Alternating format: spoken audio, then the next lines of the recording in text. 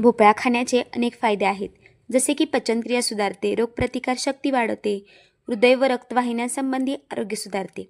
भोपळ्यामध्ये vitamin C असते. भोपळ्याच्या खाल्ल्याने रक्तातील साखरेची पातळी नियंत्रणात राहते.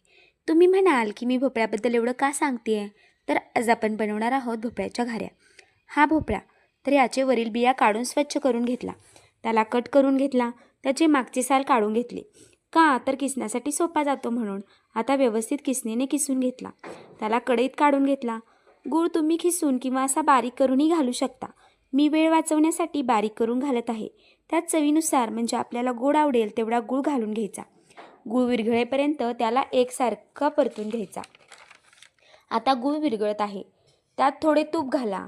आता इथे मी त्यात चव म्हणून वेलदोड्याची पेस्ट घालणार आहे. तर त्यासाठी वेलदोडे भाजून बारीक करायचे, म्हणजे व्यवस्थित बारीक होतात.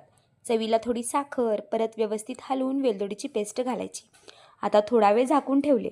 बघा आता भोपळा शिजला आहे. त्याला गार होण्यासाठी परातीत काढून घेतले. आता थंड झाल्यावर त्यात मावेल एवढे गव्हाचे पीठ घालून व्यवस्थित मळून घ्यायचं. तुम्ही पीठ लावूनही लाटू शकता. मी मोठी चपाती लाटल्यासारखं लाटून झाल्यावर झाकणाने छाप उठवून घाऱ्या केल्या. तर तुम्ही एकेकी लाटू शकता. तर आता मंद आचेवर व्यवस्थित तळून घ्या. ह्या बघा घाऱ्या अगदी मऊ अशा झाल्या आहेत. तर रेसिपी आवडली असेल तर एक लाईक नक्की करा. भेटू पुढच्या व्लॉगमध्ये.